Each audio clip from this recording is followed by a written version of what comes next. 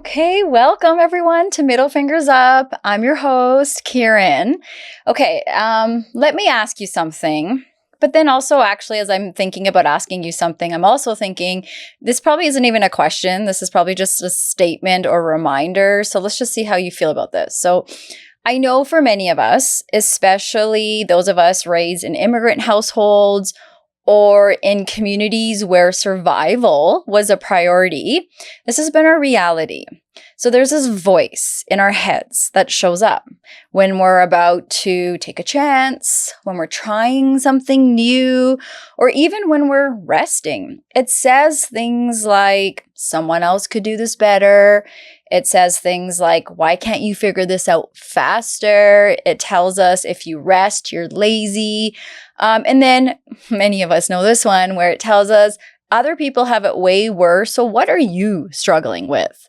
So these statements and these kinds of things, I'm not trying to mean them from like a blamey, shamey place. I'm talking about that voice that's been shaped by our experiences, by our fears, by our expectations, the ones that we rarely name, but then we often obey. And so today's guest is someone who has made it her mission to help us better understand that voice. Kalyani Pardeshi is a multi-award-winning author. She's a speaker. She's a trainer. You might know her from her first book, Unbullied: 14 Techniques to Silence the Critics, Externally and Internally. And this is where she helped young people and adults face external bullying and that inner criticism that gets us hard. And now, in her second book, Beyond the Inner Critic, which received an International Impact Book Award in the self-improvement category, she's taking us deeper. She's been on CTV, she's been on Global News, she's done TED Talk, and she is part of Canada's only Flosis trainer community. This is a community that supports people in mind and brain training, and we're going to ask her a little bit more about what that entails.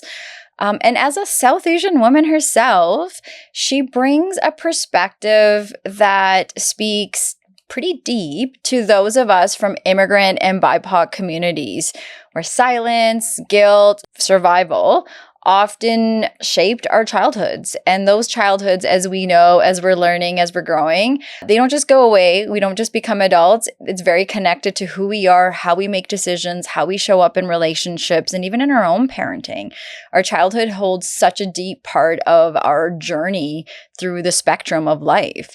And today, she is here to help us better understand this thing called self-bullying, that voice inside, and how we can build awareness, compassion, new ways of working with it instead of letting it control our lives. So let's welcome our guest. Thank you so much for being here today. How are we doing? We're doing amazing. Thank you for the wonderful introduction. You did amazing with that. Okay, that's good to hear because it was not hard to do at all. Like, I always do my research, we do our consult. You have done such amazing work for the community, and I'm really excited to get into this with you because I think this is a topic, this is an area that everyone, it doesn't matter what culture, doesn't matter gender, doesn't matter age, like we all can relate to the self-bullying piece.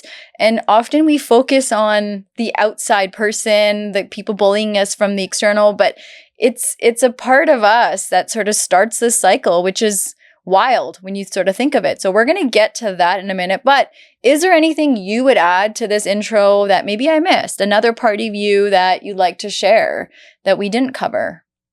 I think you covered everything beautifully. That's why I said you didn't miss anything. You did great. Thank you. Why don't we start at like the origins and the early experiences of little Kalyani? So tell us like what she was like growing up. What were some maybe of the early messages that she received and absorbed, whether it be from family, school, society, that shaped her sense of self? So I was born in Zambia, Central Africa, and I was born in a family where both my parents were teachers, and I have an older sibling who is absolutely brilliantly intelligent. And I came along and I didn't fit. I didn't fit in. I did not fit in. There's just no other way to explain it. I really struggled in school. I did terribly in school, and I was too sensitive. I was too emotional. It was really hard for me. And it was interesting because in the name of giving me attention, I was teased and I was called names by my own family members because they thought it was cute when I would get angry and react to it. So I find it very interesting when family members think it's okay to name call and to tease because they think it's cute. It's actually bullying. And that's kind of what formed my childhood. And then I think what made it worse is when we moved to South Africa during the apartheid years, I was 10 years old. And I had been advised that, not to say anything because I didn't have the right skin color for my voice to matter. Now, I had this very big problem from the time I was a little child is I could not handle injustice. And secondly, I could always see the truth in any situation. So I was going to call people on their BS as soon as I saw it. And I was not liked for it, especially in boarding school, because I could see through what everyone was doing to quote unquote fit in and to be liked. It's like, you're not being true to who you are.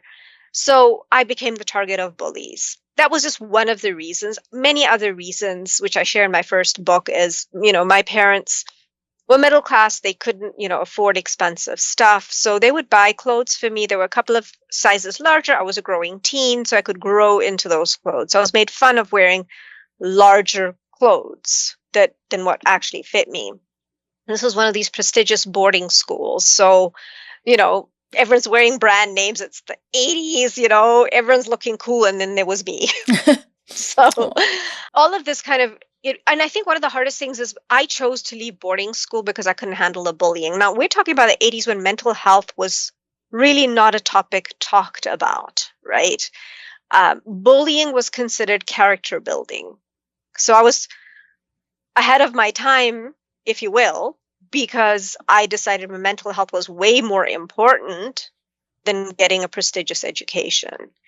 And I think the hardest part for me was when I left, I was not allowed to talk about it. It was like, you're not in that situation anymore. Why are you hanging on? You're not going to be able to move on if you're going to keep hanging on. But I needed to process that, and I didn't process that. So I felt like a disappointment to my parents. It's something I actually share in my second book. We lived in an Indian community that was highly judgmental. They're just waiting for the next person to slip up so they can gossip about them. And my brother and I were the only ones in that community who went away to boarding school. And, it was kind of like, a badge of honor for my parents. So when I came back at the start of my second term, so I literally went through a year and a half of bullying before I decided I had enough. It wasn't just like 1 week. I took a year and a half of it. And then I came back. They didn't want anyone to know I'd come back midterm. So every time we had guests, I had to hide in the master bedroom. Wow. So that was, it made me feel ashamed. Mm-hmm. It made me feel guilty, like I'd done something wrong. And again, it's the mentality, the immigrant mentality is like, you don't do anything to bring shame to your parents. Right. So I brought shame to them. And I remember when my dad, I went to, I think 2 months passed like this. And then I went to a school for the rest of the school year. And then I went to a different school. And when I went to this different school, it was one of the better schools in the area, but I was still at home. I was not in boarding school.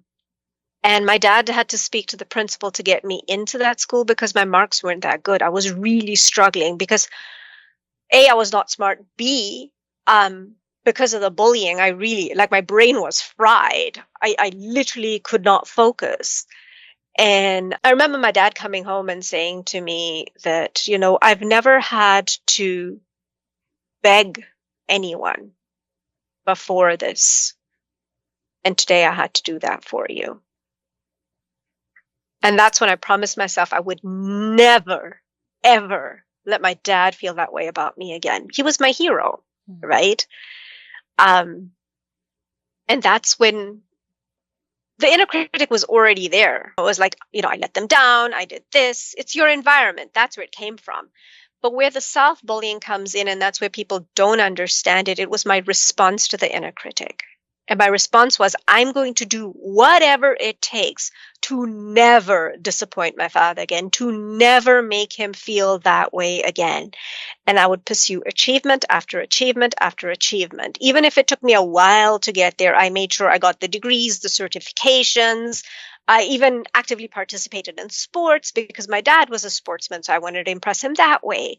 So the key with that was no matter what I achieved, I still felt unhappy. And that's how you know that's self-bullying. I always ask overachievers, so when you have achieved something, are you happy? Well, no. So then why are you doing this? Well, it's the only way I feel I'm worth something. And that's the thing that that's the message I'm trying to get across, is that you're not what you do, you're not what you have. And if you're going to keep seeking your worth and value in that, you're literally setting yourself up for a lifetime of unhappiness. Because if it's not this, it's going to be the next thing. Then it's going to be the next thing.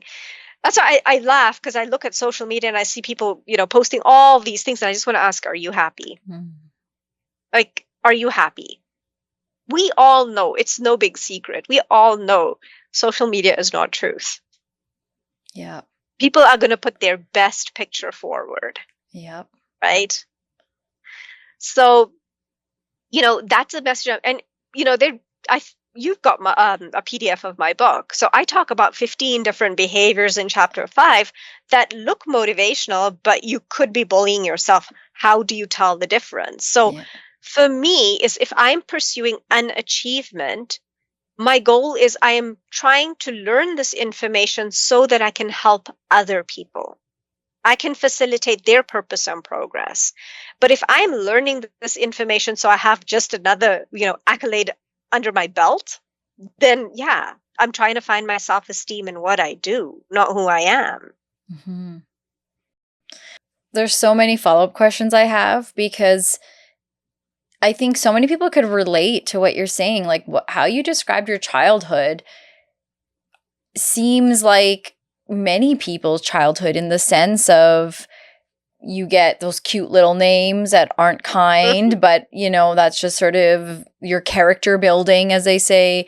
Kids at school bully, you get, you'll get over it. School's not everything. And then the side piece, especially I can speak for the South Asian community, when you're striving so hard to prove that you belong in a country, that you immigrate, and you're told, be happy that you're here, you pass that on to your kids. And we, like, for me, a first gen of immigrants, it's like you're also trying to strive to show that you're grateful that everyone immigrated, came here, settled for you. You got to make it worth it. You got to make it worth it. But it does end up being this connection to a lot of external stuff of, you get the job, you go to school, you get married, you have kids. And even though we're such a collective, we're such a community, it's really sad sometimes when those in-betweens happen in a different way. Like, you can't have kids. Let's say there's fertility issues, or you get divorced, or you get fired, or even you have the job, you have the house, but you're going through some kind of clinical depression. All these kinds of things are really hard for a community to accept. and know how to help and how to support, because the drive is always, you got to do it for everyone else. What will people say? It's for them. It's for them. And so even when you're like, the question of, are you happy? I think many of us know we can't be happy 24/7. It's a fluid feeling. It comes and goes. But it's like, even could we recognize when we are that way? Because I think so many of us don't know what that is. And if you are happy for a moment, there's guilt, like or shame around, like, I shouldn't be excited about this. I shouldn't feel good about this. Like this line of work, these books, this work that you're doing, helping the community, what pulled you into the work of wanting to help people work with their inner critics? Was there a defining moment, maybe some of the examples that you and I just talked about right now, or was it a gradual unfolding? Like, how did you get to this place where you're like, I'm going to write these books. I'm going to get up and I'm going to talk about the thing that no one in the community really wants to address and talk about? I think it was seeing a lot of mental health issues within our communities that is just swept under the carpet, right? It's like, you see people burning out because they're chasing achievement after achievement. I think one of the hardest things, and I can say this as I was born outside of India. I was born in Zambia, as I mentioned. And I think one of the hardest things for me is with immigrant parents, and I see this and I really try to talk to immigrant parents about this, is that your children are not, like my friend Ajit Dodani says, not your social currency. So you do not use them to prove to family back home that you are quote unquote successful. I was not allowed to speak English at home. That's one of the reasons I struggled in school, because I remember there was a 9-year gap between when I last went to India. I was 9, and when I went again, I was 18. And one of my cousins said to me, we were just wondering if we would get along with you or not. Like, would you even be able to speak the language or not? So I had to wear the clothes, talk the talk, walk the walk, do all of that stuff so that I didn't bring shame to my parents. The whole thing was, yes, we left, we left our home country, but we didn't leave our roots. See, we've raised our children this way. See, they are successful. They are studying. They speak the language. They wear the clothes. They walk the talk. They have the respect. And respect is just a separate issue altogether, because respect means blind obedience, and I don't believe in that. I think for me, and you've read it in my book where I talk about the unconscious brain, is I always felt unsettled. I felt very, very unsettled. And it was this unsettled feeling that led to this work, that somebody has to talk the truth. And I've always said this, that knowing this information and knowing what's happening is wrong and not voicing it is a huge injustice. So I want to thank you for having me on your show and giving me a platform to share this truth with more people. It prevents me from causing injustice by not sharing the information. Yeah, I think to have two South Asian people come together and want to break down barriers like you're doing, and I'm hoping to, do as well, is so important, but it's not received well either.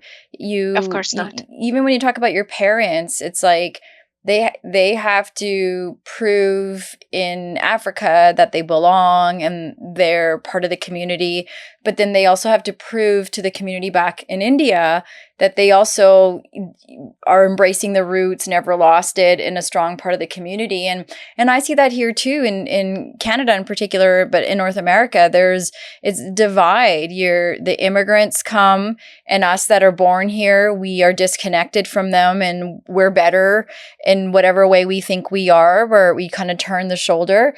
But then also the immigrant community feels left out and also is not accepting a person like me, let's say, that's born here. So when you come into a room together, there's all these divides and these borders that we're living within. And often I'm finding it really has to do with, like, again, this external piece of like showing and proving, when if we just took a moment and went inward a little bit, we would see like we're all striving for the same thing, which is connection at the end of the day. But we struggle. And so my self-worth can only be built by putting you down and then you putting someone else. And I think that's why we're here today, is like, that's one way. Sure, we can continue living that way, but we don't have to. We don't have to be surviving anymore. We're very grateful that we're here, and we want to break these barriers so that we can push the limit a little bit and say, okay, how can we stay connected with the roots and the community, but also give ourselves as individuals some space to grow and breathe? And I think it's a blessing that we can do that here in Canada, be this reflective, you and I sitting here and having this kind of a conversation. So like, let's talk a little bit more about that. So maybe we can also at this point break down what is, because a lot of us, including me, I didn't know about this until I met you, but Flosis trainer. So am I saying that right? Yeah. Yeah. So how does that training influence how you support, the mind, the brain, and the work? And how is it connected to what we're talking about today, which is self-bullying, that inner critic? So one of the biggest issues is we try to find or build self-esteem based on what we do or what we have. People do not understand who they are. And that's what Flow-Cess teaches you. So the example I love to give is, let's say you and I buy a car from the same dealership, same day, identical cars, make, model, color, everything's identical. A year from now, is your car going to look like mine? No. No. Why?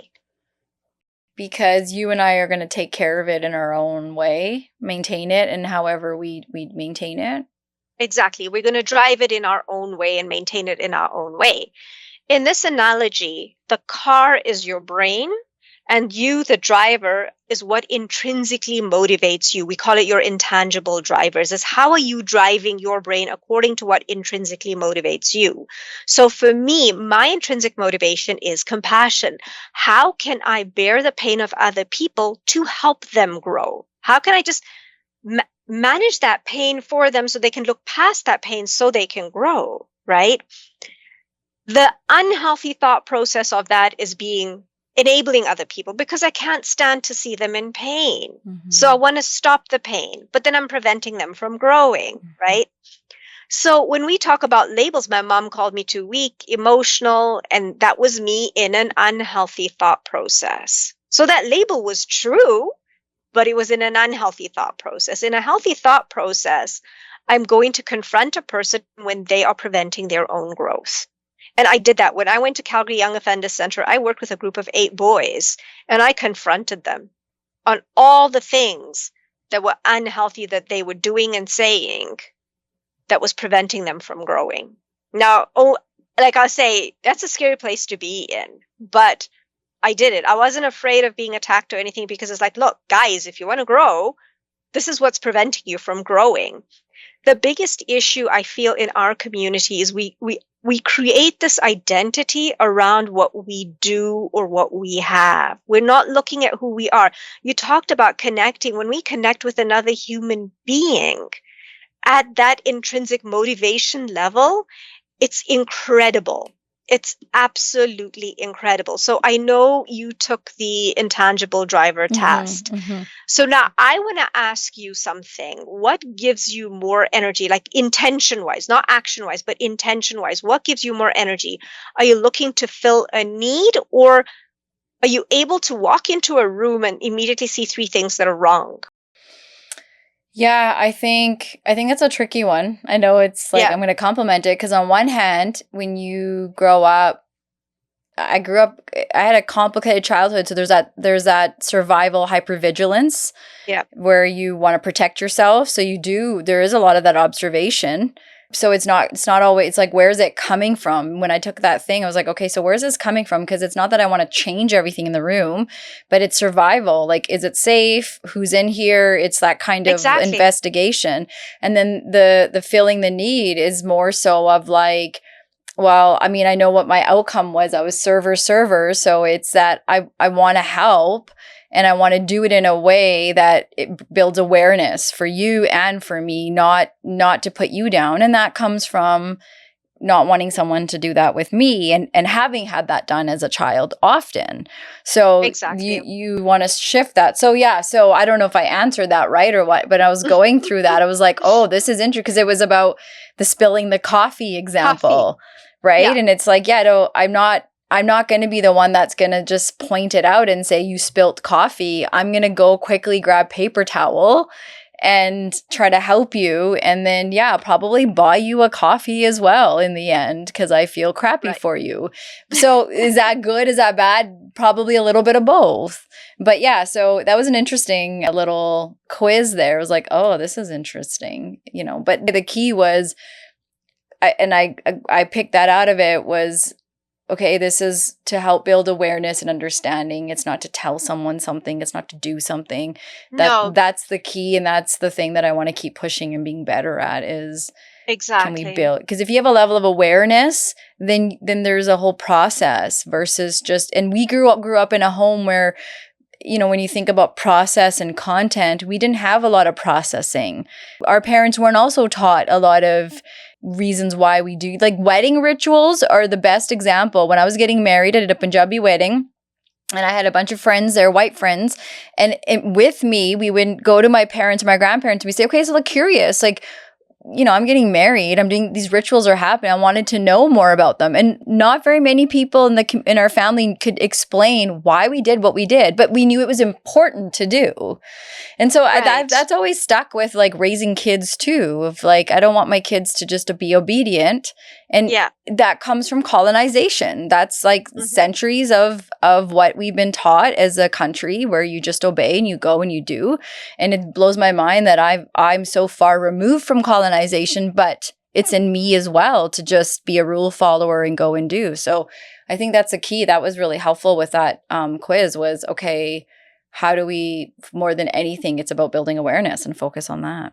Exactly. So I want to ask you a question. I'm turning the tables on you. Yeah, what the heck? So as a child, when you would make an observation, were you shut down? Oh, yeah. Like, so that's the thing is like, I'm the oldest, so I'm a fighter too. So I had the push, the drive to do things different, but there was also a lot of fear because we were raised very fear-based. So a lot of times I knew, and I did this as an adult with my boss too, was I'm not going to challenge authority. So I'm going to observe. There's lots of things that I could contribute in this conversation and offer to, let's say, a supervisor, a parent, but I'm not going to do it because it's in my head that my brain's patterns of you bring out that observation, then something bad will happen. So more often than not, wouldn't point it out. I mean, where I'm at now, it's a bit different knowing that I, for sure will push that, but growing up, no, not so much.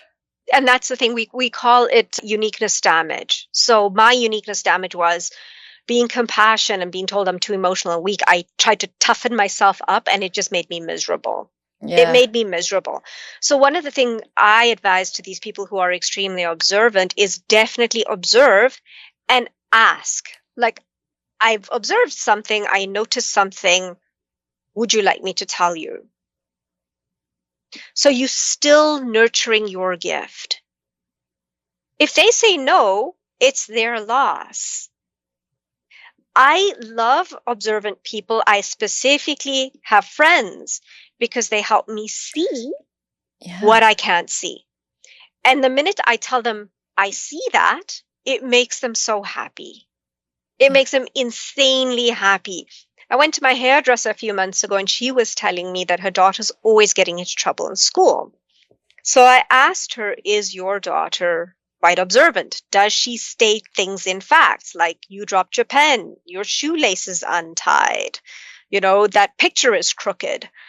And she said to me, yes, she does. And I said to her, all you do is say, I see that. She's just showing you what's wrong. She wants you to see what she's seeing. So it was very interesting. She's cutting my hair. The child comes home from school and my hairdresser works in a basement. So there was a treadmill behind me or an elliptical and the kid got on there.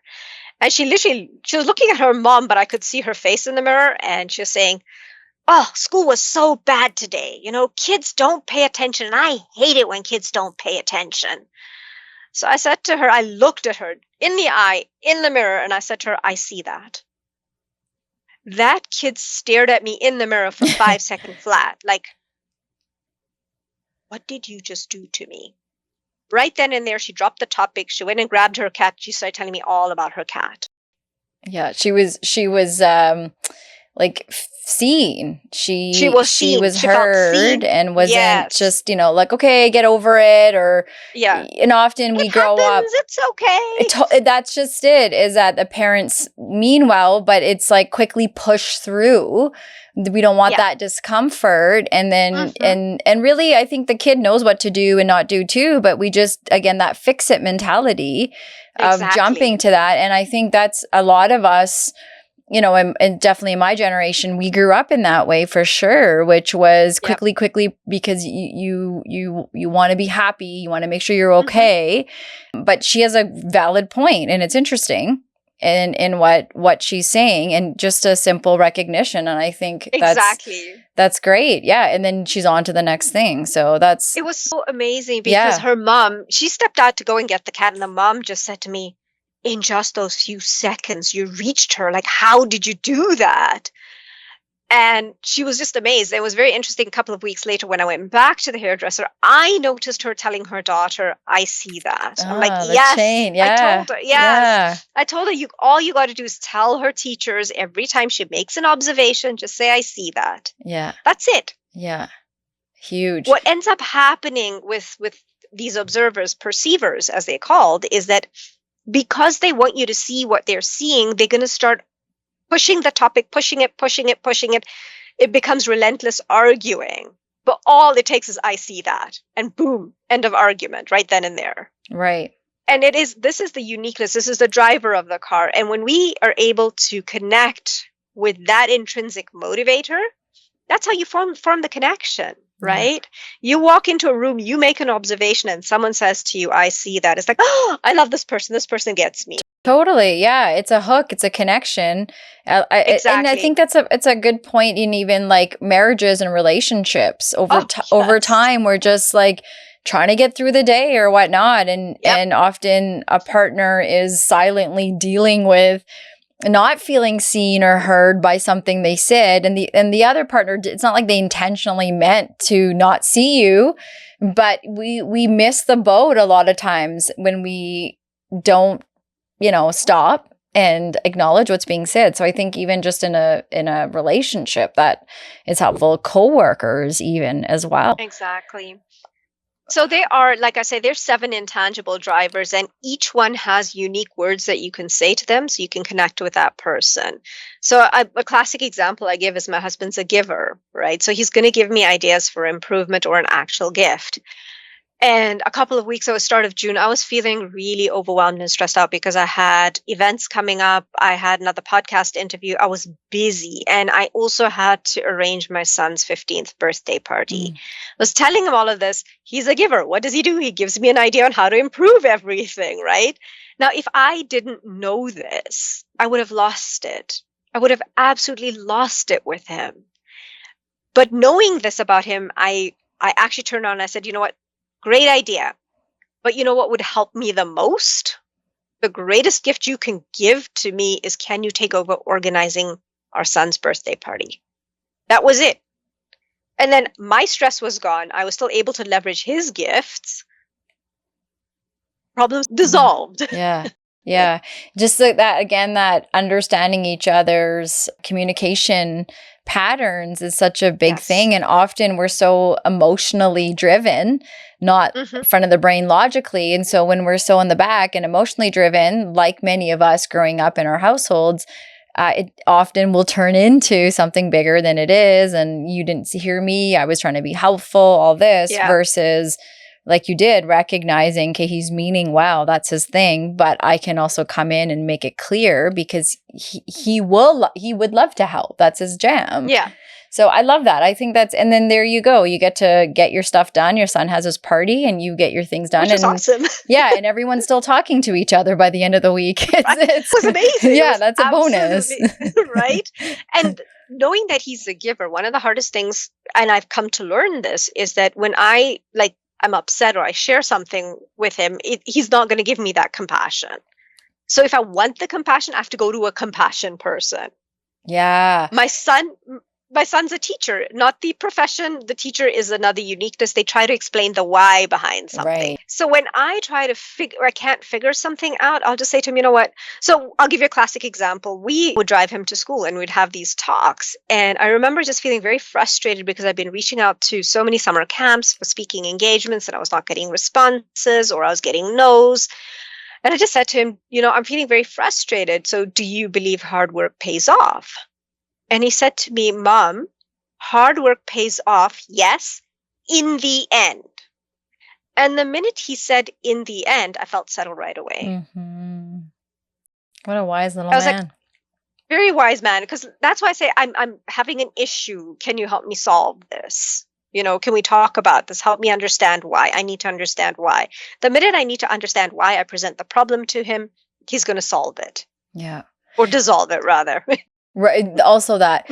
And what I hear you talking about these examples with your family members too is like you're the core of it. So you're the constant in this. They're going to do what they're going to do, but the fact that you know what and how you need something, I think that helps how that conversation with your son, with your husband and others are going to go. And I think sometimes we struggle with the guilt, which we're going to get into in a little bit, of again, like I know these things, but I don't want to be told in this way or whatnot. And it's because we're not doing our own stuff, our own work. And so we're projecting it out on how we want our partner to kindly say it to us or how we want our children to respond. And so we're trying to train everyone on the outside around us to answer some of our sensitive spots. And what I hear you doing is the opposite, which is, well, no, I got to be in charge of how I know things and what I know things and what impacts me so that I can be, I can show up best with my son and my husband. And I think if everyone's taking care of their own that way, isn't that just what we're trying to aim for in a household or, at work and all that as well? So can I ask you about one of my favorite lines that you say? Yeah. Yeah. So, because maybe that's what we're getting into is, so this is like that inner critic and that villain piece. So you write about the only villain in your life is you. And when I read that, I'm like, damn, like that's bold. Yeah, that can sound harsh. Like, no, I'm not, everyone else is the villain, right? And so how do you help people understand that, again, this is not about blame or shame? Even your hairdresser, all these examples that you're giving, it's not that blamey, shamey stuff I was saying in the beginning, but it's also about reclaiming, understanding like our personal power to shift this narrative, essentially, this journey that we're on. And so how do you help people understand that about, this is less about blame and shame? So I think one of the things that I really struggled with was like family members, right? And I had to come to terms with the fact that I cannot change their behavior. And the way I was being the villain in my own story is that I was expecting, not hoping. There's a difference between hope and expectation. I was expecting to be understood. I was expecting to be respected. I was expecting to be seen and heard.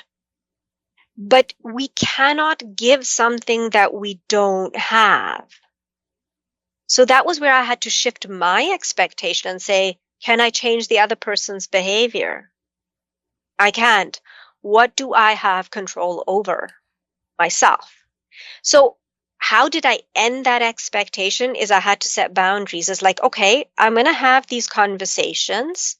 And I talk about communication guidelines in my book. I talk about unconscious confrontations too. And using these tools, I'm able to have these conversations with zero expectations and zero tension. It's like, I know how to handle the situation. How am I going to handle it using these tools? Because ultimately, if I'm going to keep having that expectation, they're going to get me. They're going to stop teasing me. They're going to stop whatever, right? They're going to have, empathy for me. They're going to it's not going to happen. I can't control that. I can only control my actions and how I respond to their actions. So if I am allowing how they behave to my husband called me out on this many, many years ago. I would have conversations with my parents and then I'd be upset the whole weekend. And he would say to me, you're letting them get to you and it's affecting our immediate family. Like, is that fair on us? So it was always this expectation that I would be understood. Yeah. Like they would get me, right? And it got to this point where I realized that, okay, I had to make peace. And I said this out loud and it was very hard to hear for myself. It's like, they are never, ever going to get you. It's because they've lived this life in this comfort zone. It's worked for them. Why change? And what you're not changing, you're choosing. So I'm literally trying to change another person. And I had to ask myself, do I want somebody else to change me? No. I want to be the one to change myself. I don't want to try anyone to control me. I don't want anyone from the outside trying to change me. So why am I trying to do that to someone else? Does that make sense? Oh, it makes so much sense. I think it makes so much sense even from like our community's perspective, because this is what we see a lot from our elders. We see this in the community. We see this from like certain religious beliefs. There's so many different aspects that this comes out in, where it's not me, it's you. And you gotta, again, adapt to me. And a lot of the time it's like, if that's where I'm coming from, I'm telling you, well, you have to adapt, you have to change to me. That's exhausting. That's exhausting for me to live with the fact that I'm in denial. And I don't want to, like I think there's also this faux place that sometimes we go into when we think that you have to make the changes, you have to do that. I don't. And I think we see this a lot in relationships and marriages that kind of come to an end as well, because it starts to feel one-sided of, well, you're never changing. And then it's like, well, then no, you make that effort, you make that change. And I think it's complicated. It's not so simply said, but it comes up quite a bit. And I think I see this in parenting as well, as anytime you're in this authoritative kind of role, and parenting is one, we have a lot of expectations on our kids and teenagers. Your son's 15, my oldest is 14, and the brain is going through that pruning stage that I went through as a child, taking out all the things that we taught him, and now all the things he's relearning are entering. So he's kind of becoming a mini adult at this age before he is one. The brain's developing so quickly. And so we as parents have to understand where he's at developmentally and sort of what's going to come out of it. If we're sitting at a place where we're expecting him to do things in the way that we, like my husband and I were talking about driving, and now in Calgary, these kids can drive at 14. So this blows my mind, but that's a whole different conversation. And so I'm like, we have to pay attention, if we haven't already been all these years, because he's been in the backseat watching us, and now he's going to start driving, and we don't get to say, don't go on your phone, do a full 5-second stop if we aren't role modeling and doing that. But there's such a disconnect in that, I think, as humans, where you're the problem, I'm not. So it makes sense, but then it's like, how do you put it into action? So, and maybe this is where we kind of dive into that self-bullying versus motivation part. So we talk about this villain. I'm my biggest villain. And I think many of us confuse this harsh inner voice with either discipline or drive. And so what are some, like, I think there's obvious things we say when we look in the mirror, and, we are very unkind to ourselves, and often we see it most in our physical appearance. We'll say that these things, but what are some hidden, subtle kinds of ways that we bully ourselves, but really we think we call it motivation? Can we talk about that? So I remember this came up in a presentation that I did almost 2 years ago now. And I remember, asking this lady, I finished that particular presentation with this question: what are you hoping to achieve by being hard on yourself? And it was very interesting because this lady said to me, well, if I don't push myself, you got to push yourself, you got to do it, you don't stop when you're tired, you stop when you're done, Oh. what's it? Failure is not an option, Yes, we all we of that. see those framed pictures for Mhm. Exactly. Yeah. She didn't give me those specific ones, but I think I have quoted them in my book under toxic positivity. Yeah. But those are the ones I remember off the top of my head is like, basically you don't stop when you're tired, you stop when you're done, failure's not an option. One of the other ones I've also heard is the best form of revenge is immense success. Oh, okay. Yeah, sure. Right. Yeah, So yeah. those sort of things, right? Yeah. So my whole point is like, okay. And then when she says, well, it's the only way I can push myself, it's the only way I can achieve things. And I said to her, okay, great. Thank you for sharing. Once you've achieved that thing you set out to achieve by being hard on yourself, are you happy with that achievement? And her brain just scrambled at that point. Yeah. Because she had no answer for me. And I waited 5 seconds and said, it's okay, you don't have to answer me. It's something you need to think about. Well, like, do we even achieve that? Because it's such a high expectation that if I were to reach this high expectation I have, whatever, I don't know, something wild, let's say, I'm never going to reach it. Let's be realistic. Like, I'm never going to get there. If it's that high, it's unattainable. And so, yeah, how would I know how to answer, well, once you attain it? Because it's like this part of you knows, well, maybe I'm not going to get to do it either. But because we've always been taught you don't give up. And this, especially in like BIPOC communities, you're not allowed to give up. You're not allowed to fail. You have a lot riding. With the reputation of your household, the fact that, again, you're allowed to be here, you're allowed to be in this job, in this, diversified role, and all these kinds of ways people remind you of you're lucky and you should be grateful. So you never, ever know how it would be if you did attain it.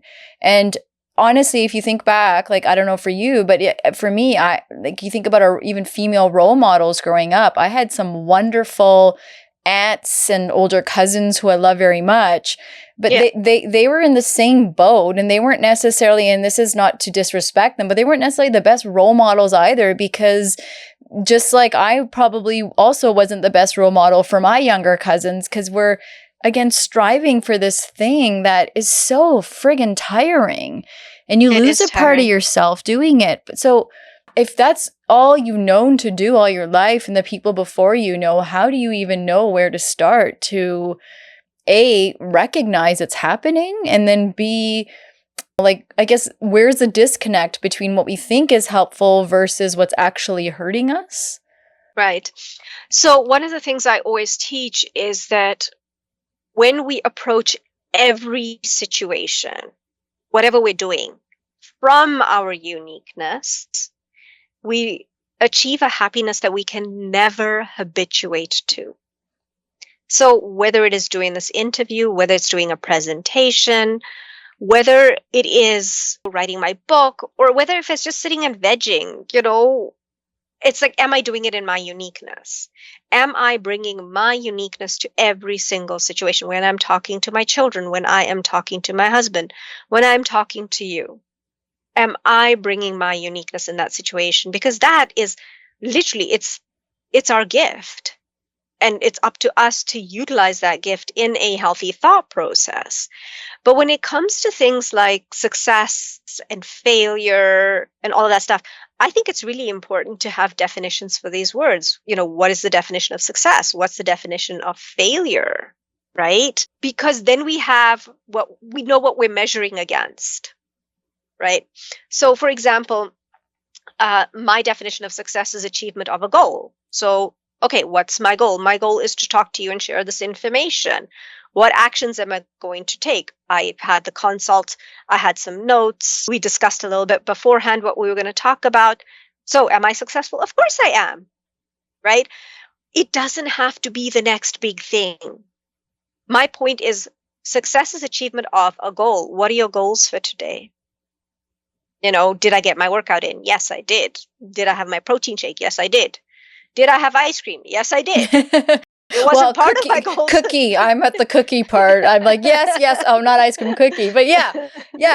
Okay. Yeah. Can I just say something right now? Like, I'm having a mega aha moment, and you talked about uniqueness. So I'm just going to share my uniqueness, and one is interrupting. But this is so interesting because, like, I will do a recording and I'll feel good about it. But then my brain and I have sort of, because I'm striving, for something unattainable. I don't even know what it is. If you said, well, what would it be? I couldn't tell you, but I just know it's bigger than what I did today. And any time that I would admit to the fact that I felt happy about, let's say this recording's done and my husband will do what he does, which is like, how did it go? And if I say it went really good, I feel really good about it.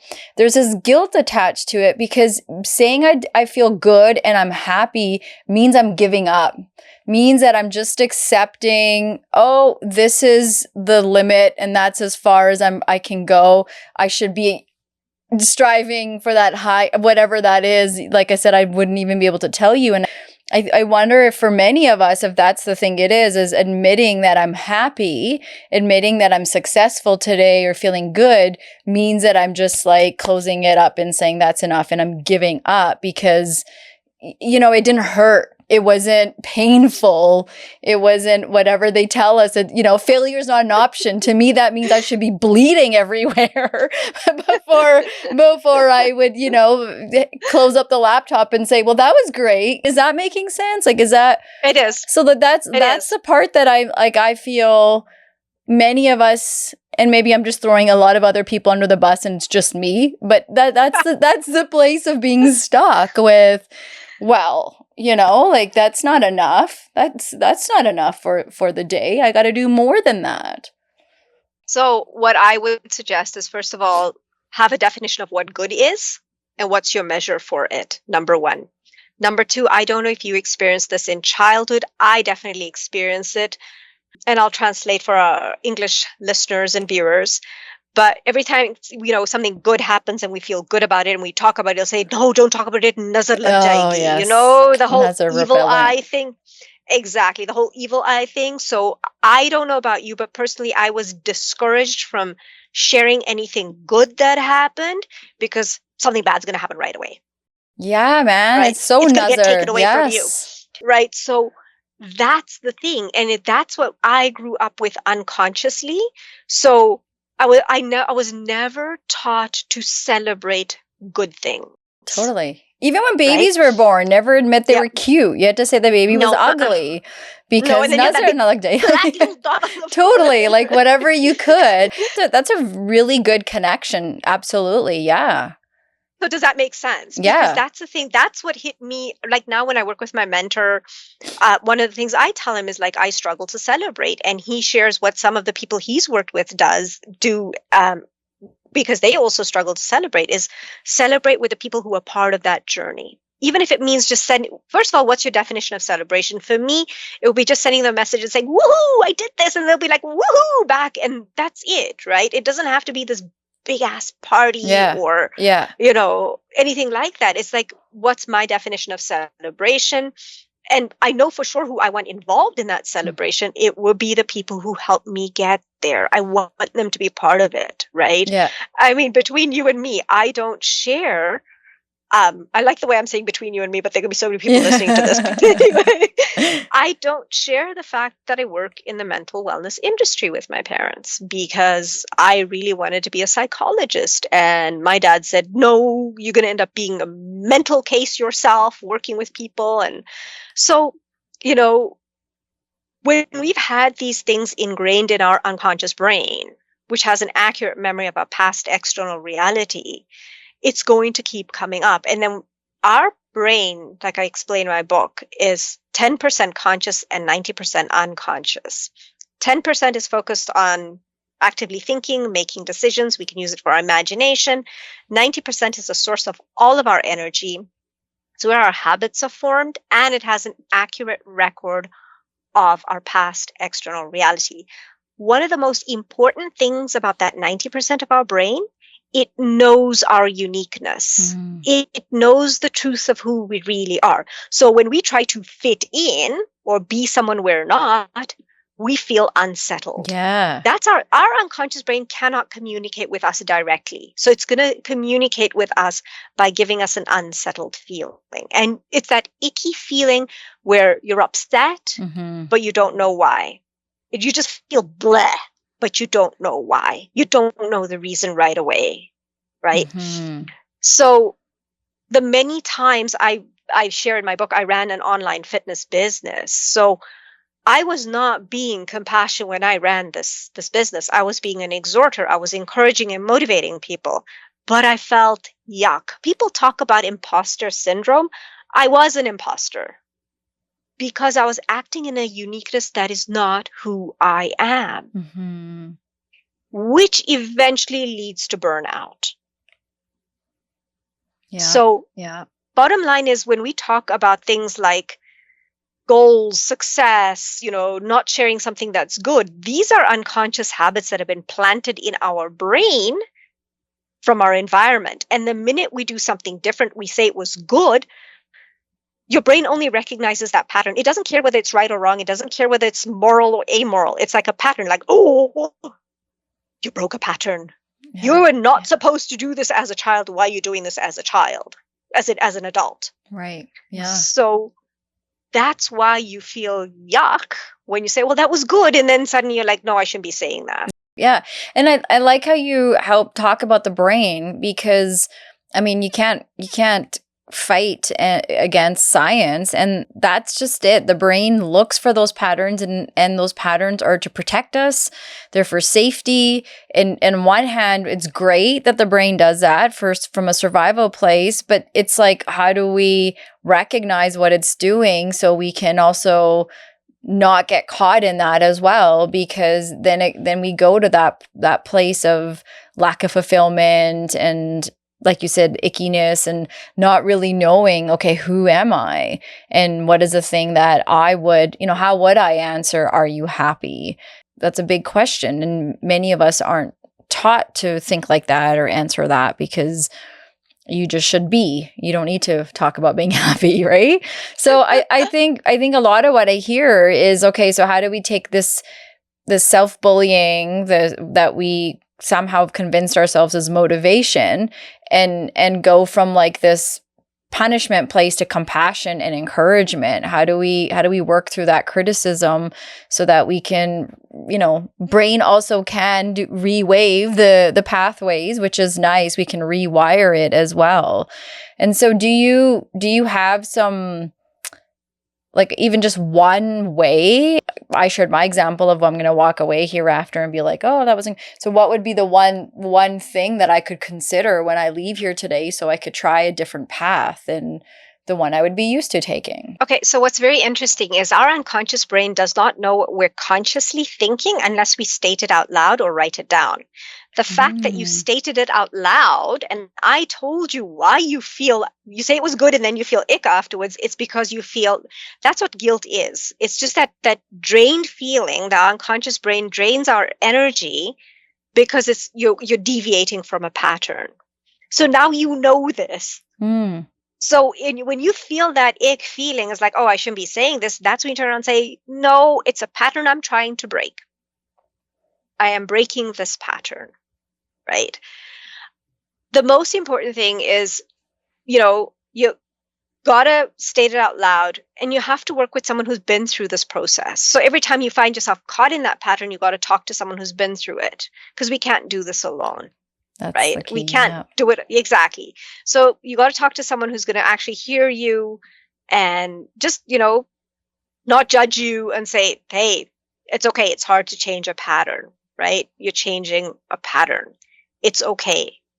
This is good for me, right? So, got to state it out loud, get someone to help you through the process as well, and grieve. Because you're going to feel grief because you're changing something that's different. When we set boundaries, that's exactly what happens. Our unconscious brain is draining our energy because we've changed a pattern. That's why we feel guilty. Guilt is just information. Yeah. That's all it is. It's just saying, hey, buddy, you followed this pattern. You're not following this pattern anymore. I'm just going to take your energy away so you would notice. I want you to notice. Yeah, I appreciate that because the boundary, sometimes you have to be reminded it's like a gentle pause. Otherwise, Hmm. it does feel a lot because, I mean, again, coming from our communities, there's a lot that happens when we put boundaries in place. And Hmm. so, but you brought up the guilt and the unconscious brain. So I was just going through my notes because I had some questions for you about this. And Yeah. when you and I met, I know we also said like we probably could do a whole different episodes. And so maybe that's something that we think about coming back to because there is a lot to unpack with guilt. It is just a Yes. thing, but it's the thing that takes up a lot of space in our hearts, in our heads. And so for today, though, so you talked about the unconscious brain. Is there anything else you would add about how the unconscious brain processes the guilt and how does like the guilt feed that inner critic? So the most important thing is guilt itself is just information, right? So our unconscious brain processes it by giving us this feeling of drained energy. Because when we feel guilty, we feel drained, right? All just to tell us that you've changed a pattern. Yeah. Okay. It's just telling you you've changed. If you go back, let's say you set boundaries and then you take away those boundaries, you're going to feel awesome right away. You get a ton of energy because you've gone back to the old pattern, Right. Right. right? Yeah. So one of the things I actually did, I tested this when I was testing this information 3 years ago. I said, the most important thing is like the unconscious brain recognizes contradictions. So when we change a pattern, we are changing. We are presenting a contradiction. And when there's a contradiction, it drains our energy, right? So I tried this. I said, I want to eat healthy all the time, right? So I said that out loud. And then I proceeded to eat unhealthy food. Yeah. I wanted to see, does this work or not? Now, here's the thing, Karen. When I eat unhealthy food, I feel blah, Oh, yeah. right? But this time, I not only felt blah, I had less energy than I've ever had in a long, long time. So when we state something out loud, our unconscious brain says, okay, so this is what you want to do, right?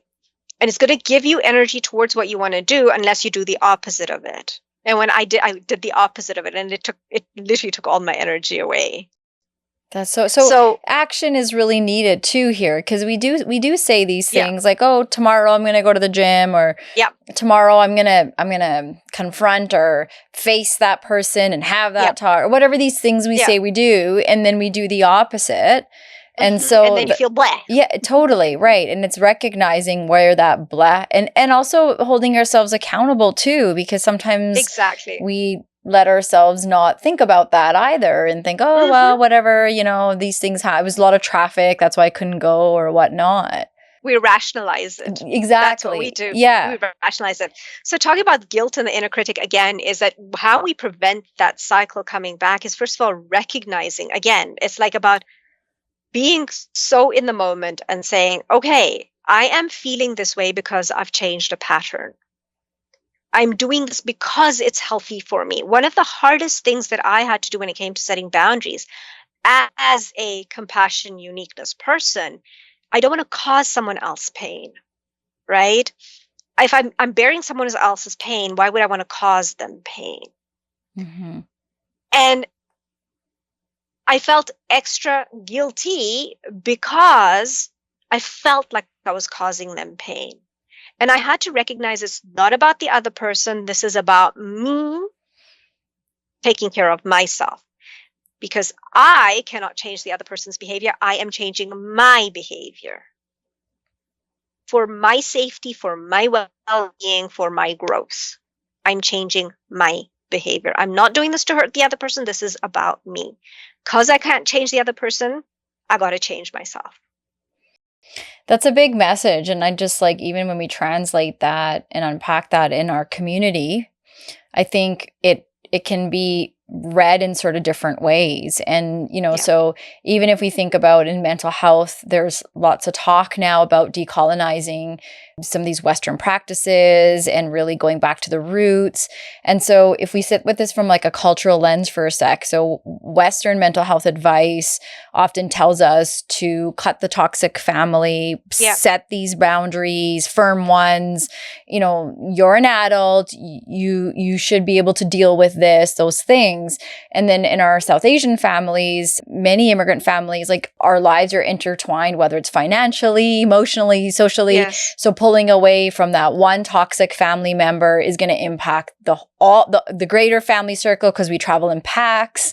And so how do we do this inner critic work in a way that honors those ties still, our roots, our community, but still we can learn how to manage, protect, however we want to word it, our own mental well-being? Because it is important. Like if I don't take care of myself, I can't show up for my community, can't show up for my family.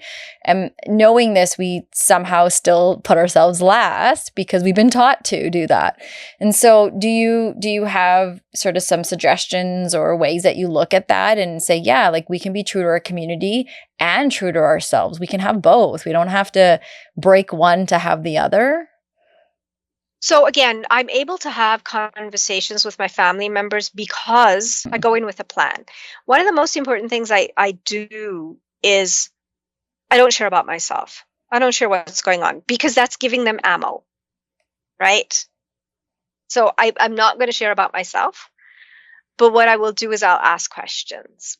Like if they share about something, I'm going to ask as many questions as I can. So it does two things. Number one, it protects me in that I'm not going to get judged. I'm not going to get whatevered, right? And number two, people love talking about themselves, Yeah.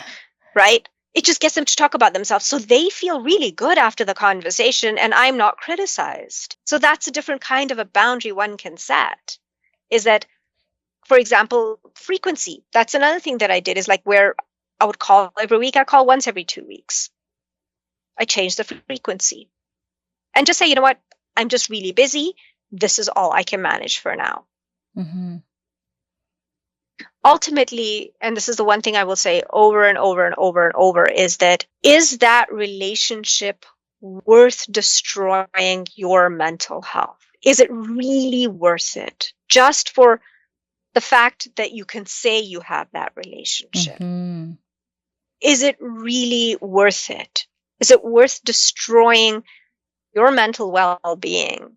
And those that are directly connected to you, your spouse, your children, just to say, for namesake, that I have this relationship. There's a way to maintain it with healthy boundaries and say, you know what, this is all, take it on you. Don't take it on anyone else.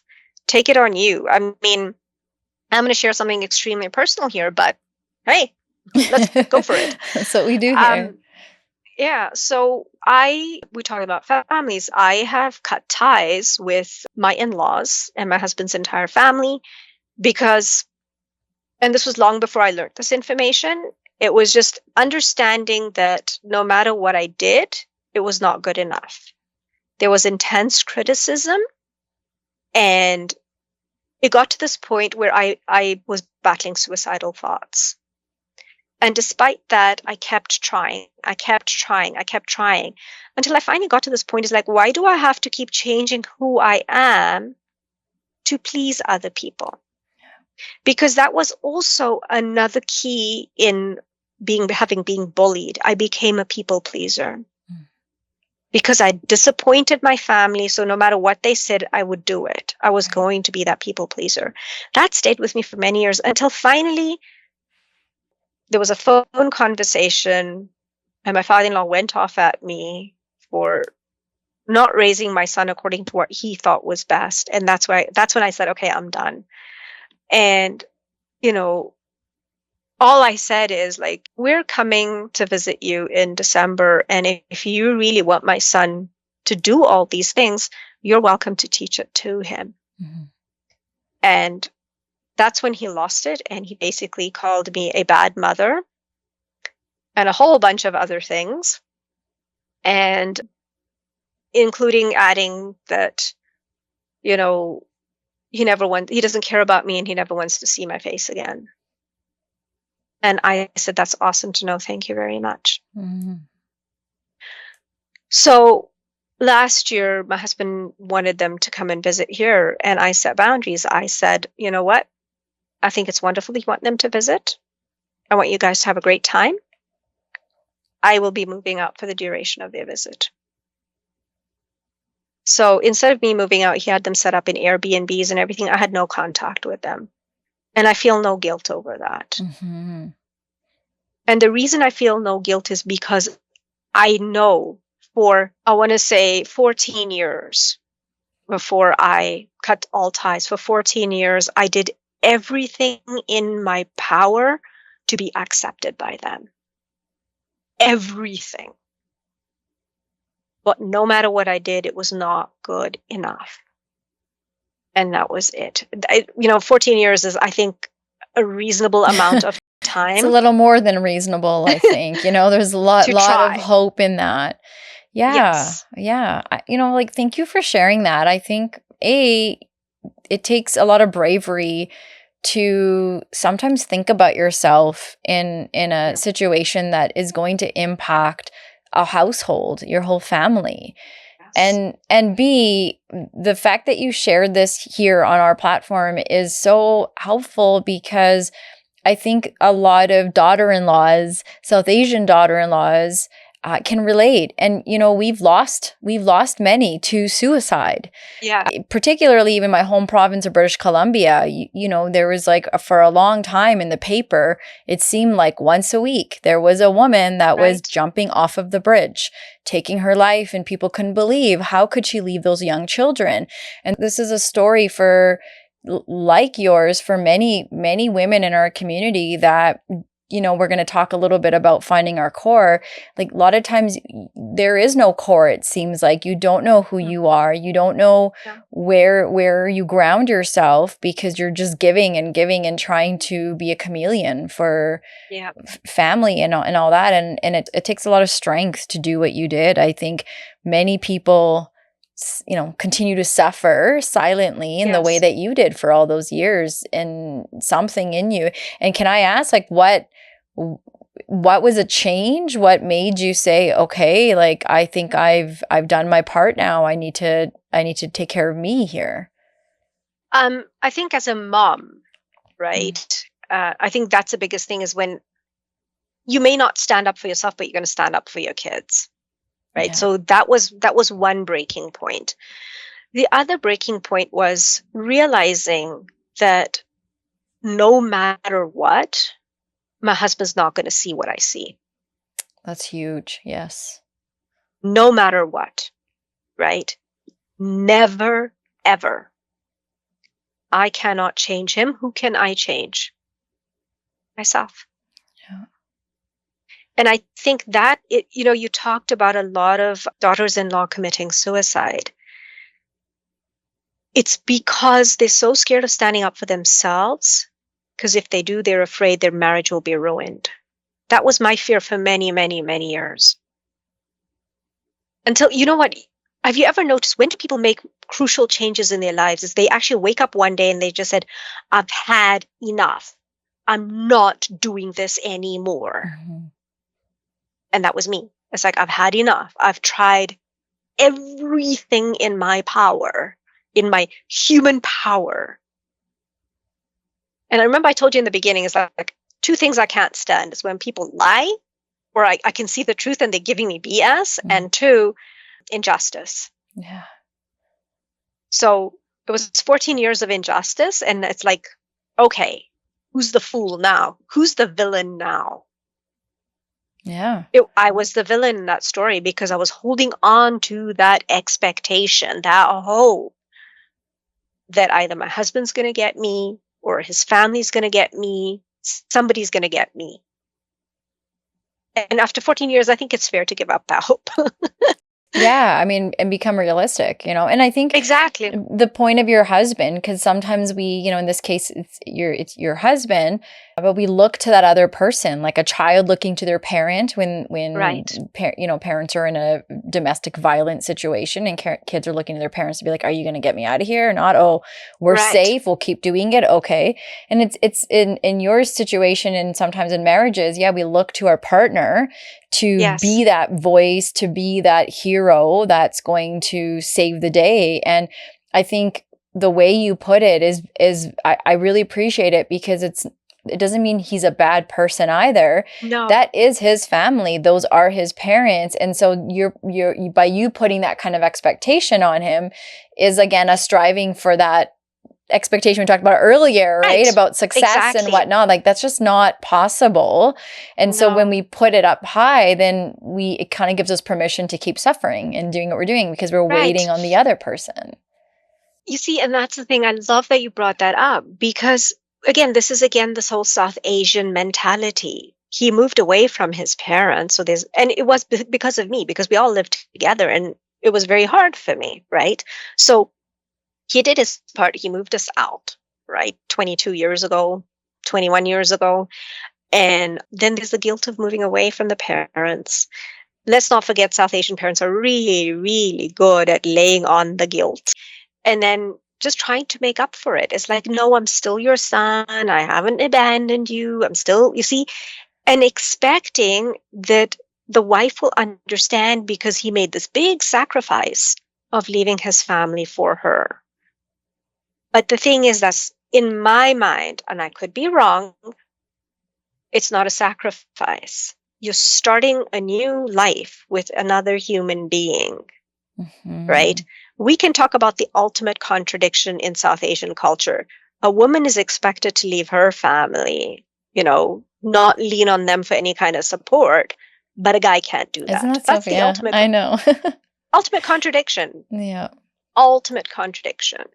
So, recognizing that he's always going to be a little boy who needs his mommy and daddy's approval is like, you do you, boo. I'm just not going to be a part of it. Yeah. And I think for me, the biggest compliment came from my daughter when I did this last year. And she said to me, "You know what, Mom? I've got a good blueprint in you." Oh, that's just gave me So, goosebumps. Wow. Look at that. Two so generations breaking barriers right there. exactly. So I never stopped my kids from seeing them, Yeah. interacting with them. It's like, you guys go have fun. I'm just not going to be a part of it. And the way I set those boundaries is I did not blame them at all. I took it all on myself. It's like, you know what? Every time I'm around, there seems to be conflict. So I'm definitely the problem in this situation. So I want to stay out of it so you guys can have a great time. I don't want to be the cause of problems. And doing it in a way where you're not a martyr, you're not the victim No, either, because no, there's a tone there that yeah, sometimes we lose when we say that, yeah, right? So yeah, you're being very clear in that of, I'm going to hold accountability here, yeah. and that's fine. Yeah. Exactly. It was never about, oh, they'll never like me, I'm so bad. No, not that. It's like, you know what? Somehow I seem to be the cause of problems, and I don't really want to change who I am. I'm loving who I am right now. So you guys go ahead and do your thing. Yeah. I'm good. I'll sit this one out. Right. That's amazing. So, I mean, for people listening, that's probably, I think, a lot of things going on for them right now around, oh, how that's possible. How can I think the more we Yes. have these open conversations, that's the whole point of conversations like this, is that these are topics, these are experiences that are relatable, that we all can understand, has happened, will happen, is happening in our Correct. lives. And there are different paths we can, bravely, as you did, choose. And we can't control the outcome. We don't know how it's going to go down, but at least we can No. say, okay, this was my decision in the end. I had to also take care of myself. And that's allowed. We should be okay with understanding that we can take care of ourselves. That's the Exactly. message of, like, your underlying message of both your books is, like you said, you do you, boo. We all have to do that for ourselves. We have to take care of ourselves. That Exactly. should be your third book. You do you, boo. You see, and it's very interesting you mentioned that because the only person's permission you need to get to take care of yourself is your own. That's wild, right? Give, When you think of that, though. yeah, give yourself permission to take care of yourself. Nobody's stopping you. You're not giving yourself permission to do that. That's just it. Yeah. Like, I'm not going to do this. It was simply like, I'm not going to do this anymore. Yeah. I'm not. Yeah. So when you talk about setting that clear boundary, maybe we can talk a little bit here as we're wrapping up about like finding that core self, because I think a lot of that story talks about you deciding what are your values, what are your beliefs, like who am I, and is this the person I want to be that's silently suffering in this way, or do I want to be able to give to my family and they still get what they want? So once we remove this noise of guilt and self-bullying, or at least we recognize and are aware of it, including these sort of expectations we have on ourselves, like how do we figure out, okay, who are we underneath it all? How do we reconnect to that version of ourselves that we so long ago we dreamed of being or thought we were going to be? And again, it's not with anything you do or anything you have. It always comes back to your uniqueness, because that's who you really are, right? That is your uniqueness. So for me, it was important to recognize that as a compassion person, I am going to people please if I'm in an unhealthy thought process. It came back to being the core of who I am. Yes, I'm a compassion person. But if I'm people pleasing, that's not a healthy thought process. If I'm confronting, that's a healthy thought process. And that's what I did. I confronted. When I set those boundaries, I confronted. It's like, you know what? I'm the problem here. So I'm going to sit up. I'm going to sit it out. That's what it comes down to, understanding your uniqueness and then understanding which thought process you are in and repairing those thought processes. And my book covers each thought process and how to repair it. So even with the inner critic, you got to recognize what's triggering you. Mm-hmm. What's the principle level behind it? And what is an alternate response you're gonna go with? And for me, it's always, I'm gonna ask for help. It's like, you know what? I'm being hard on myself. Can you help me see what's going on? Why am I doing this? And I do catch myself sometimes being hard on myself. What did I do? I asked my son about hard work, right? Do you believe hard work pays off? Because I was feeling frustrated with myself. And he says it pays off in the end. It's like, oh, okay. So I asked for help, right? Yeah. It's like, what triggers you? What's the principle level behind it? And what's an alternate response? You're building that gap in your brain, right? But ultimately, I think for me, a lot of people say you have to be fearless, be fearless. A lot of the times people don't understand what their real fear is. And I will tell you that your real fear lies where you're choosing comfort over growth. And what I mean by that is I was preaching from as long as I can remember, but specifically from 2018, anti-bullying, I'm against bullying, etc. But I let my family and other family members bully me. So I could not be preaching one thing and then still letting it happen in my life. That's where I was choosing comfort over growth. Yeah. And I had to get to this point where I had to set boundaries. That's where my real fear was. That's where I had to set the boundaries. I had to overcome my fear, set the boundaries. And guess what? Everybody lived. It all worked out. Mm-hmm. It's great. I mean, how I see it is that by doing this, I'm giving my parents the opportunity to grow. By setting these boundaries with my in-laws, it's like, I'm not going to be there to cater to your tantrums. You have the opportunity to grow. You either can or you can't. That's your choice. Mm-hmm. But I'm not going to try to help you grow. I'm not going to be there to cater to the tantrums, the anger, the frustrations, the criticism. No. If this is causing you distress in your life, let me remove this distress from your life. That's how I saw it. I'm causing them distress. So I'm just going to remove this distress from their life. Yeah. I mean, who knows, down the way that could save a potential relationship from coming back and growing, or at least you can say you have your sanity, and I mean, it doesn't matter what they have because you're not in the know of it. So at the end of the day, it's like, okay, that's the key there. It's otherwise we keep butchering this and trying to keep something together that's just not possible. And it's like we're suffocating a relationship, and it's not, it's not necessary.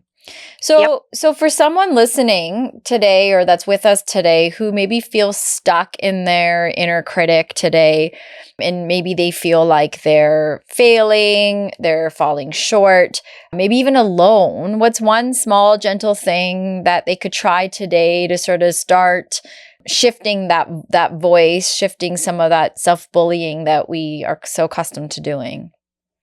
I think one of the most important things to recognize is we were not born being critical of ourselves. So ask yourself, where did that voice come from? Mhm. And if it is, your environment, family members, how are they serving your purpose and your progress and your growth? Are they serving your purpose and your growth? The other aspect as well is that, what's triggering it? If it's failure, who gave you the definition of failure? What is the definition of failure in your life? If it was a goal that wasn't achieved, what was the goal? What actions can you take? Because there's always answers if we ask the right questions. But the most important thing is, where did that voice come from? Because you weren't born being mean to yourself. Yeah, that's true. That's a hard question to have to answer because you have to kind of Exactly. face, like, is it the people? Is it the, like you said, environment? Is it me? Like, where Did is it this? come from? Yeah, yeah. And why are you giving it power? Mm. Because it'll be there. Mine is still there, but I'm not going to give it attention and power. I was like, oh, okay, I see you. Bye-bye. Yeah, Have a nice day. right. Yeah, like, do I believe it? Am I Yeah. getting something out of this? Like, why is it? I think those Yeah. are important things to totally consider. Yeah. And don't rationalize that, oh, it's going to help me be better and stronger and achieve the next thing. Like, don't you want to do that in a healthy way? Well, that's just it, right? Like looking at Right? myself in the mirror and saying mean things. If I, I don't know, want to join a gym or whatever it is that I'm not doing, is it making me feel better? Is it making me join the gym? Do I get dressed leaving my, like, okay, I'm close to my best self? Like all these sorts of things, these signs point to no, but then it's this habit we keep going back to it, and what you said earlier about choosing this comfort, and Yes. I think we do that in lots of different ways, and it's so important that we challenge that. And it might mean we have to let some things go, but again, it feels off kilt. It feels like imbalance when we're saying one thing, wanting to believe in one thing, but then we're allowing it, to continue to happen in our own home, whether that's in our body or in our mind. Yeah. Or so I think that's a really important reminder. Okay, so is there anything that you wish I had asked you today, or that we covered, or you want to go back and clarify that maybe we haven't done, or you want to go back and do? I think we covered a lot today, and you did an excellent job. Again, oh, well, the I mean, it was perceiver. easy. It was easy. You asked half the questions. So I had a break today. It was a wonderful conversation. Honestly, it really was. And I think there was a lot of personal parts that are tied to this inner critic and a lot of our own community. And I think, it's not to, again, blame, it's not to feel bad about where we come from and who we are. A lot of it is many of us grew up in a survival mentality household, and we're just trying to, they say, go from surviving to thriving. We're trying to break some barriers and get to this next level. And especially if we have kids, because we want to leave them better than where we were at, and hope the best for them. And so I sometimes worry that we think we're looking down on, the previous generations. I mean, we're part of those generations too now that get looked down on. So I can empathize with that, but I don't take it that way at all. I think our generation is the cusp that's trying to break something, and the ones following, the future, the young ones, are the ones that we're really, rooting for here. And it also connects us to our past, and that's something that our community tries to forget about or let go, or think that, oh, just move forward. But the past kind of drives the future too, right? So It does. we do need to know where we come from and why we do the things we do, to help us move forward in the way that we want to. So I really appreciated this. I had a couple of aha moments that I love, so that I'm going to go write about in my journal afterwards. And I love what you said. You write it out, you talk it out, and it brings it from the unconscious to the conscious, and then we can do something about it. And I think that's a really good point that you made. So maybe at this point we can do a middle fingers up, and then we'll ask about where people can get it, because I'm sure people are going to want to get in touch with you. So if there was one thing today that you really wanted to put your middle fingers up to, what would it be? So I'm going to give you a backstory before I tell you what I'm putting my middle fingers up to. Yes. Self-doubt does not come from failure. Self-doubt comes from negating how someone feels. I'll give you an example. Your child comes to you and says, the grandfather got off the phone quickly and rushed him on the phone. And we say, oh, I'm sure granddad was busy, instead of saying, I'm really sorry he did that to you. Do you want to share more? So when we negate a child's feelings or anyone's feelings, we are planting seeds of self-doubt. So I would put my middle fingers up to negating how someone feels. Ooh, thank you. I love it. I believe self-doubt is like the true crime story of all time. And I appreciate what you're saying, because it does start at a young age, and we do this. Yeah. We try to fix, try to make it better, and yet we're still left with the feeling of, well, that's not the thing that I was talking about. So kids need that. They need to be heard. Yeah. They need to be seen. And so thank you for sharing that. That's a really, really good middle fingers up. I like that one. Okay, so for anyone that wants to get in touch with you, where can they get your book? We'll put it in the show notes as well. But if people want to get either one of your book or both your books, or they want to get in touch with you, because you're a speaker, you go to community events, you go to organizations, you're very flexible in how you can show up and run a group and talk to people. So share where it is that people can get in touch with you and your books. So my books are on Amazon, both of them. You can get in touch with me on Facebook, Kalyani Pardeshi, LinkedIn, Kalyani Pardeshi, Instagram at Kalyani Speaks 049, or my website, kalyanispeaks.com. Perfect. I love that. And for everyone that's with us today, thank you so much for showing up. We say these conversations are door openers. We're just scratching the surface. We're just getting started. So if something kind of hit you a certain way today in this conversation, lean into it, reach out, talk to us. You know where you can reach both of us. If you want to add to this, build off of it, reach out to us. And maybe there's someone that could really benefit from today's conversation. Pass this episode along their way as well. We're trying to build a community. And so we appreciate when you do that. That's it for me. So if there's anything else that you would like to say, otherwise we're going to call it a day. So I'll let you have the last words. Thank you. Just thank you for having me on your show. I believe it was absolutely fantastic. Yeah, me too. I'm going to feel good about it too when I turn this off, and I'm going to give myself the yeah. So to our community, please keep doing the work that we're doing. And thank you so much for coming on today. And I think we're going to have you back for sure. So many follow-ups. I'm looking forward to it.